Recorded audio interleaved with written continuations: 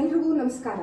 ಈ ದಿನ ನಮ್ಮ ನಾಟಿ ಸೊಗಡು ಚಾನೆಲ್ನಲ್ಲಿ ಕೈಮಾ ಸಾರು ಮಾಡೋದು ಹೇಗೆ ನಾಟಿ ಸ್ಟೈಲಲ್ಲಿ ಅದನ್ನ ನಾವು ತೋರಿಸ್ಕೊಡ್ತಾ ಇದೀವಿ. ಮನೆಯಲ್ಲಿರೋ ಸಾಮಗ್ರಿನಲ್ಲೇ ನಾವು ಮಾಡಬಹುದಾದಂತ ಕೈಮಾ ಸಾರು. ಏನಪ್ಪ ಮೊದಲಿಗೆ ಅಂದ್ರೆ 2 ಈರುಳ್ಳಿ, 2 ಬೆಳ್ಳುಳ್ಳಿ, 1 ಇಂಚ್ ಶುಂಠಿ, ಸ್ವಲ್ಪ ಕಡಲೆ, ಚಕ್ಕೆ, ಲವಂಗ, ಕೊತ್ತಂಬರಿ ಸೊಪ್ಪು, ಮತ್ತೆ ಕಾಯಿ ತುರಿ, ಟೊಮೆಟೊ, ಉಪ್ಪು, ಖಾರದ ಪುಡಿ ಅಂದ್ರೆ ನಾವು ಕೊತ್ತಂಬರಿ ಧನಿಯಾ ಪೌಡರ್ದು. ಮೊದಲಿಗೆ ಕೈಮಾನ ತೊಳೆದಿಟ್ಕೋಬೇಕು. ನಂತರ ಒಂದು ಮಿಕ್ಸಿ ಜಾರ್ನ ತಗೊಂಡು ಮಿಕ್ಸಿ ಜಾರ್ಗೆ ಸ್ಟೆಪ್ ಬೈ ಸ್ಟೆಪ್ ಹೇಳ್ತೀನಿ ನೋಡ್ಕೊಳ್ಳಿ. ಮೊದಲಿಗೆ 2 ಸಣ್ಣದಾಗಿ ಕತ್ತರಿಸ್ಕೊಂಡಿರುವಂತ ಈರುಳ್ಳಿ, ನಂತರ ಬೆಳ್ಳುಳ್ಳಿ 2 ಮೀಡಿಯಂ ಸೈಜ್ ಬೆಳ್ಳುಳ್ಳಿ, ದಪ್ಪದಲ್ಲ ಮೀಡಿಯಂ ಸೈಜ್ 2 ಬೆಳ್ಳುಳ್ಳಿ, ನಂತರ 1 ಇಂಚ್ ಶುಂಠಿ, ಕೊತ್ತಂಬರಿ ಸೊಪ್ಪು, 2 ಇಂಚು ಚಕ್ಕೆ, 12 ಲವಂಗ, ಆಮೇಲೆ ಒಂದು ಕೈಯಲ್ಲಿ 1 ಹಿಡಿ ಇಷ್ಟು ಕಾಯಿ ತುರಿ, ಆಮೇಲೆ 1 ಹಿಡಿ ಕಡಲೆ,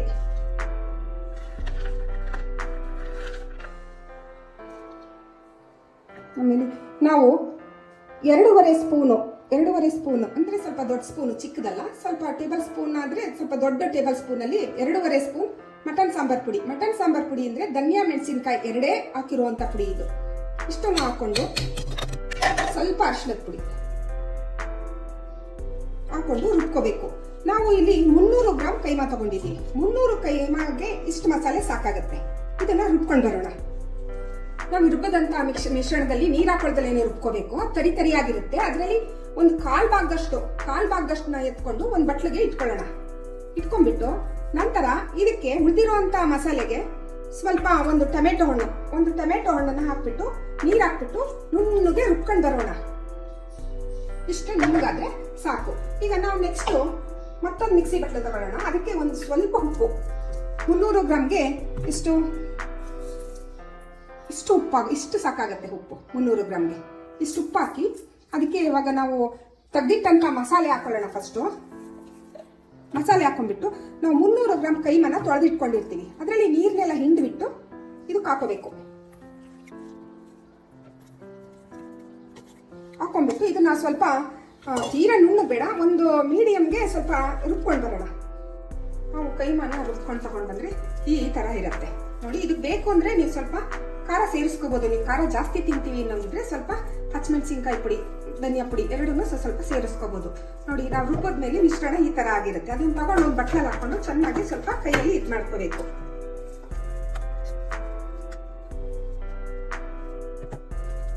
ನಂತರ ನಾವು ಇದನ್ನ ಸಣ್ಣದಾಗಿ ಅಂತಲ್ಲ, ನಿಮ್ಗೆ ಎಷ್ಟು ಗಾತ್ರ ಬೇಕೋ ಅಷ್ಟು ದಪ್ಪಕ್ಕೆ ಉಂಡೆ ಮಾಡ್ಕೊಳ್ಳೋದು. ಉಂಡೆ ಮಾಡ್ಕೊಂಡು ತಟ್ಟೆಯಲ್ಲಿ ಜೋಡಿಸ್ಕೊಳ್ಳಿ. ಅದು ಕೈ ಗಂಟಕ್ಕೆ ಸ್ವಲ್ಪ ನೀರು ಹಾಕೊಂಡು ಉಂಡೆಗಳನ್ನ ಒಂದು ಮೀಡಿಯಂ ಅಲ್ಲಿ ಕಟ್ಕೊಂಡ್ರೆ ನಮ್ಗೆ 1/4 kgಗೆ 10 ಉಂಡೆ ಆಗ್ಬೋದು ಅಷ್ಟೇ. 300 ಗ್ರಾಮ್ ಇರೋದ್ರಿಂದ ಒಂದು 13 ಉಂಡೆ ಆಗುತ್ತೇನೋ.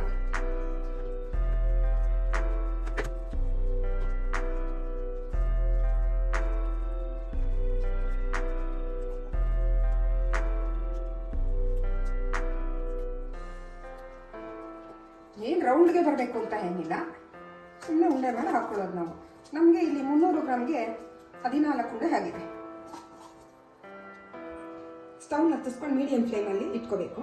ಅದಕ್ಕೆ ಒಂದು ಅರ್ಧ ಸೌಟು ಎಣ್ಣೆನ ಹಾಕಿ, ಅದಕ್ಕೆ ಮನೆಯಲ್ಲಿ ಇದ್ರೆ ಸ್ವಲ್ಪ ನಂದಿನಿ ತುಪ್ಪ 1 ಸ್ಪೂನ್ ಅಷ್ಟು, ಇಲ್ಲದೆ ಇದ್ರೆ ಬೇಡ, ಇದ್ರೆ ಹಾಕಿ, ಇಲ್ಲದೆ ಇದ್ರೆ ಸ್ಕಿಪ್ ಮಾಡಿ.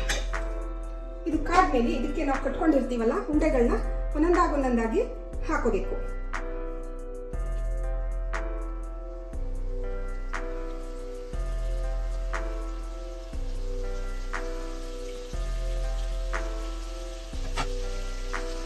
ಇದಕ್ಕೆ ನಾವು ಹಾಗೇನೆ ಉಂಡೆಗಳನ್ನ ಸ್ವಲ್ಪ ಈ ತರ ತಿರುಗಿಸ್ಕೋಬೇಕು. ತಿರುಗಿಸ್ಕೊಂಡು ಪ್ರತಿಯೊಂದು ಉಂಡೆನೂ ಸ್ವಲ್ಪ ಈ ತರ ಮಾಡಿಬಿಟ್ಟು ಸ್ವಲ್ಪ ನೀರು, ಸ್ವಲ್ಪ ಮಿಕ್ಸಿ ಬಟ್ಟೆ ತೊಳ್ಕೊಂಡಿರ್ತೀವಲ್ಲ ಆ ನೀರನ್ನೇ ಇದ್ರ ಮೇಲಕ್ಕೆ ತುಂಬಿಸ್ಬಿಡೋಣ. ತುಂಬಿಸ್ಬಿಟ್ಟು ನಂತರ ಇದಕ್ಕೆ ನೆಟ್ ಕ್ಲೋಸ್ ಮಾಡೋಣ. ಒಂದು 2 ನಿಮಿಷ ಕ್ಲೋಸ್ ಮಾಡೋಣ. ಮೀಡಿಯಂ ಫ್ಲೇಮಲ್ಲೇ ಇರಿ. ಈಗ 2 ನಿಮಿಷ ಆಯಿತು. 2 ನಿಮಿಷ ಆದ ನಂತರ ತೆಗೆದ್ರೆ ಉಂಡೆ ಎಲ್ಲ ಈ ತರ ಆಗಿರುತ್ತೆ. ನಾವು ಉಂಡೆ ಒಡ್ಕೊಳತ್ತೆ ಏನಾಗಿದ್ರೆ ಒಂದು ಮೊಟ್ಟೆನ ಕೈಮಾ ಒಳಗಡೆ ಹಾಕ್ಬಿಟ್ಟು ಕಲ್ಸ್ಕೊಂಡ್ಬಿಟ್ಟು ಉಂಡೆ ಕಟ್ಬೋದು ನೋಡಿ. ಈ ತರ ಉಪ್ಕೊಂಡು ಮಾಡಿದ್ರೆ ಸ್ವಲ್ಪ ಟೇಸ್ಟ್ ಚೆನ್ನಾಗಿರುತ್ತೆ. ಕೈಮಾ ಗೊಜ್ಜು ತರ ಬೇಕು ಅಂದ್ರೆ ಗಟ್ಟಿಗೆ ಮಾಡ್ಕೊಬೋದು, ಸ್ವಲ್ಪ ಮುದ್ದೆಗೆಲ್ಲ ಬೇಕು ಅಂದ್ರೆ ಸಾಂಬಾರ್ ತರ ಮಾಡ್ಕೊಳ್ಳೋದು. ನಂತರ ರುಬ್ಬಿದಂತ ಮಿಶ್ರಣವನ್ನ ನಾವು ರುಬ್ಕೊಂಡಿರುವಂತ ಮಿಶ್ರಣವನ್ನ ಇದ್ರೊಳಗಡೆ ಹಾಕೋಬೇಕು. ಹಾಕೊಂಡ್ಬಿಟ್ಟು ಇದಕ್ಕೆ ಎಷ್ಟು ಬೇಕಷ್ಟು ನೀರನ್ನ ಕನ್ಸಿಸ್ಟೆನ್ಸಿ ನೋಡ್ಕೊಂಡು ನೀರನ್ನ ಹಾಕೋಬೇಕು. ಒಂದೇ ಸತಿ ಜಾಸ್ತಿ ನೀರು ಹಾಕೊಂಡ್ಬಿಡ್ಬೇಡಿ, ಇದಾಗುತ್ತೆ ನೋಡಿ. ನಿಮ್ಗೆ ಎಷ್ಟು ಬೇಕು ಅನ್ಸುತ್ತೆ ಅಷ್ಟು ನೋಡಿ. ಒಂದು ಹದದಲ್ಲಿ ಸರಿಯಾಗಿದೆ. ನಮ್ಗೆ ಇನ್ನೊಂದು ಸ್ವಲ್ಪ ತೆಳ್ಳಗ್ ಬೇಕು ಅಂದ್ರೆ ಇನ್ನೊಂದು ಸ್ವಲ್ಪ ಬಿಸಿನೀರು ಹಾಕೊಂಡ್ರೆ ಉತ್ತಮ. ಅದು ಚೆನ್ನಾಗಿ ಕುದಿಬೇಕು. ಕುದ್ದಿ ಎಲ್ಲ ಹೊಂದ್ಕೊಳ್ಳೋ ತರ ಹಾಕ್ಬೇಕು. ಇನ್ನೊಂದು 4 ರಿಂದ 5 ನಿಮಿಷ ಚೆನ್ನಾಗಿ ಕುದೀಲಿ. ನಂತರ ನಾವು ಇದಕ್ಕೆ ಉಪ್ಪು ಹಾಕೋಣ. ಈಗ ಇದನ್ನ ಮುಚ್ಚಿಬಿಟ್ಟು ಚೆನ್ನಾಗಿ ಒಂದು 4 ನಿಮಿಷ ಬೇಯಿಸ್ಕೊಳ್ಳೋಣ. ಇದು 3-4 ನಿಮಿಷ ಆಯ್ತು. ಇದನ್ನ ತೆಗಿತೀವಿ. ಮುಚ್ಚಳ ತೆಗೆದಾಗ ಅದಕ್ಕೆ ಸ್ವಲ್ಪ ಉಪ್ಪನ್ನ ಸೇರಿಸೋಣ. ನಾವು ಕೈಮಾ ರುಬ್ಕೋಬೇಕಾದಾಗ ಕೈಮಕ್ಕೆ ಎಷ್ಟು ಬೇಕೋ ಅಷ್ಟು ಉಪ್ಪನ್ನ ಹಾಕಿರ್ತೀವಿ. ಒಂದು ಅರ್ಧ ಟೇಬಲ್ ಸ್ಪೂನ್ ಅಷ್ಟು ಹಾಕಿರ್ತೀವಿ. ಈಗ ನಮ್ಗೆ ರುಚಿಗೆ ತಕ್ಕಷ್ಟು ಉಪ್ಪನ್ನ ಹಾಕೊಳ್ಳೋಣ. ಮತ್ತೆ ಇದು ಎಣ್ಣೆ ಮೇಲ್ ಬರ್ಬೇಕು. ನಾವು ಹಾಕಿರುವಂತ ಎಣ್ಣೆ ತುಪ್ಪ ಎಲ್ಲ ಮೇಲ್ ಬರೋ ತನಕನ ಸಣ್ಣ ಉರಿ ಮಾಡ್ಬಿಟ್ಟು ಕುದಿಸ್ಕೊಂಡ್ರೆ ಕೈಮಾ ಸಾರು ರೆಡಿ ಆಗುತ್ತೆ. ಇನ್ನೊಂದು ಟಿಪ್ಸ್ ಏನು ಅಂದ್ರೆ, ಈ ಮಟನ್ ತಂದಾಗ ಮಟನ್ಗೆ ಎಲ್ಲ ದೃಷ್ಟಿ ಆಗಿರುತ್ತೆ ಅಂತಾರಲ್ಲ, ಅದರಿಂದ ಕಾಲ್ದುಳ್ಳು ಆಗತ್ತೆ. ಅದು ಆಗ್ಬಾರ್ದು ಅಂತ ಅಂದ್ರೆ ನಾವು ಕಬ್ಬಿಣದ್ದು ಚಾಕು ಇರುತ್ತಲ್ಲ, ಚಾಕು ಅಥವಾ ಮಚ್ಚೆಕೈ ಏನಾದ್ರೂ ಸರಿ, ಅದನ್ನ ಕಾಯಿಸ್ಬಿಟ್ಟು ಸಾರ್ಗೆ ಕೆಂಪು ಕಾಯಿಸ್ಬಿಟ್ಟು ಸಾರ್ಗೆ ಈ ತರ ಹಚ್ಚಿದ್ರೆ ಯಾವುದೇ ದೃಷ್ಟಿ ಇದಾಗೋದಿಲ್ಲ, ನಿಮಗೆ ಕಾಲ್ದುಳ್ಳು ಆಗೋದಿಲ್ಲ. ಇಷ್ಟೇ ನೋಡಿ, ಈ ತರ ತಂದ್ರೆ ಕಾಲ್ದುಳ್ಳು ಆಗೋದಿಲ್ಲ.